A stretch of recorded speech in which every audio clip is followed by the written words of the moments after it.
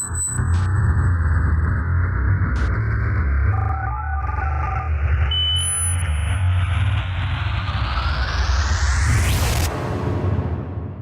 it going, everyone? It's John, David, and Andy for VG Revolution. We're here in LA for E3 2010, and our battery power went out on our light, so it's a little dark. Anyway, this is our hands-on impressions of Codemasters F1 2010. Awesome. Got to check it today. There you go. Awesome. We're NASCAR fans. I love NASCAR. Big NASCAR fan. Have the debate all the time with people that like F1 because I don't like F1 because it's whoever's team has the most money is normally the team that kicks ass and wins. And NASCAR is more driver as opposed to vehicle. But the game is awesome. I'm definitely going to buy it and play it because it was that fun. I'm a hardcore racer. You're not a racing fan. You're not a racing fan. Visually, it looked amazing. The water effects they have looked good. It goes full effects. So from sunny and the track feels one way. When it's raining, the track feels another way. When it transitions from rain to sun or sun to rain, the track will start to adjust. Unfortunately, we didn't get to see that. We didn't get to see that. They talked about that, and there was one point where I saw another guy do that on his race. So visually, it looked great. I mean, just like the little stuff, like when you run through the gravel, it sticks in your tire and it doesn't just fall off right away. Like you have to drive a while for it to actually wear out like it would. And it breaks away. It's not like it's not like all of a sudden it disappears. It's just actually pieces slowly start coming apart. You notice chips and stuff on your radiators and things, and visually it was amazing. Like you said with the water, like when it's raining or there's puddles and whatnot between the spray, and then if you're depending on what camera angle you are, it also changes. So any of the in-car or on-car cameras, you get the water spots all over the camera, and like the ones on the side will be flickering and stuff and moving off, and you'll see the water beating off like you see on your windshield off to the side. It just looked phenomenal. But then if you pop out to the behind the car it still cameras, has some level water effect going. It has a little bit, but it's not the same thing because it's not really the car. You're not in the car. The in-car camera was cool because it was actually like water was hitting your helmet, and actually pushing away from you. Right. And the car handled different. I turn all my assists off whenever I race. And first time I did it was a pain in the ass to race because I'm not used to F1. But I did a dry track, and that first turn with no assist on, I took the turn one way and went right through it really quickly. Then it rained. Tried taking the turn the exact same way I took it the race before, and my tires were turned, and the car just didn't want to stop. Slid forward. Slid completely through the straightaway. It took completely through the turn and into the grass. Now, as you said, he had all these assist offs, so don't get afraid. If you're not a hardcore racer, there's a lot enough of assists that you can customize it to however you want to race.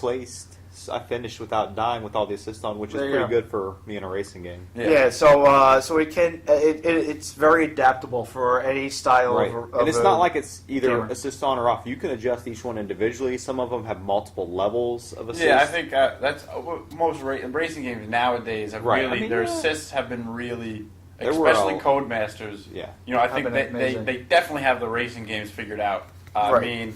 The assist, the way you can mild, medium, you can change from medium, hard, off, all the different things. They got it figured out with racing games. It was the multiplayer part they were talking about that actually got me most interested. You can set up miniature tournaments with your friends. You can start with a full qualifying where it's like a real qualifying where you have a set amount of time. You can go when you want. You can either go early and the track's not as warmed up, but you get a clean track. Like nobody else is on it, or you can try and wait till the very end so the track's got the most rubber down on it, but at the same time, then you're dealing with other people being on the track. So you can start off your tournament with that and then go on to, however many races you want to do with your friends. So it's definitely, it sounds like they have quite a bit of multiplayer components tied into this. You're right. They also showed us a little bit of the single-player career type stuff with it.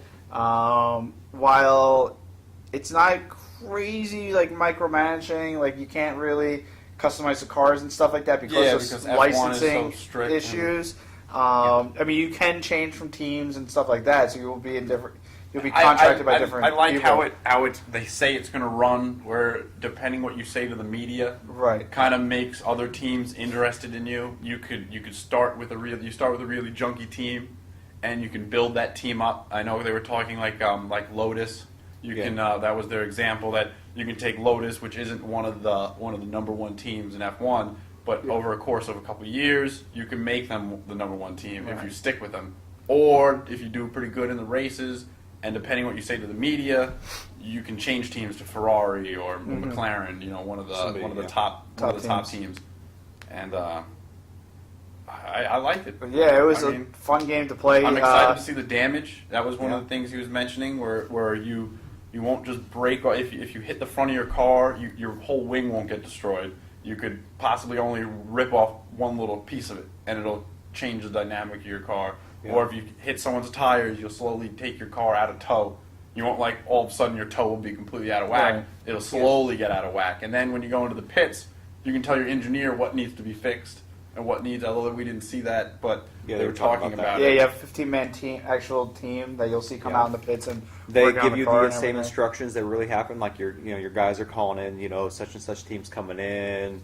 If you see weather coming across, you can pit early to switch tires. Yeah, there's variable weather, so you can, your strategy. If you're not doing well in the race, you can come in a little earlier, get your wet tires on before everyone else does. Yeah. You can change your fuel mapping. That's one thing he showed me on one of the straightaways. Like Indy cars race the ethanol, as I was saying, and there's different fuel mixtures that you can change, kind of the pureness of the gasoline. Yeah. And you can change the fuel mapping as you go, like in real life. You can make your car much faster. Right. However, you're going to use more gas.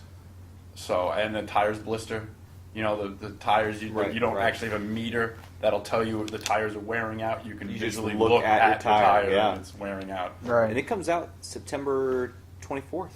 They said 24th in Europe, 21st here. They do Friday releases over there. So right. So, and it'll be on the Xbox 360, PC, and PS3. Yeah. Like you said, in September. This has been. I'm trying to think of anything else. No, that was it. I think there's not enough good things we can say about it. It was just amazing. We were blown away by it. Yeah, I was like, what's it going to be? And I was like, holy crap, this is amazing. Yeah, going into it, I don't follow racing in general. I'm not a big racing game person, but it looked really good. There was a lot of depth in there for people that are racing fans. I would definitely recommend checking out, even if you're not an F1 fan. Yeah, I'm NASCAR hardcore Tony Stewart, hardcore NASCAR fan. I mean, all the way from Davey Allison days. I mean, Alan Kwiecki days, way back in the day. NASCAR fans to say they like an F1 game is rare. Yeah, so NASCAR better step up their game and they better come out with something. That's really like, that's the bottom line. Yeah, NASCAR better step up their game and come out with something competitive because this F1 game might make me want to turn on Speed Channel once in a while and take a look at an F1 race. So thank you for watching us. Check us out at vgrevolution.com. This has been our hands-on impressions for Codemasters F1 2010. I'm John. Andy, David, thank you.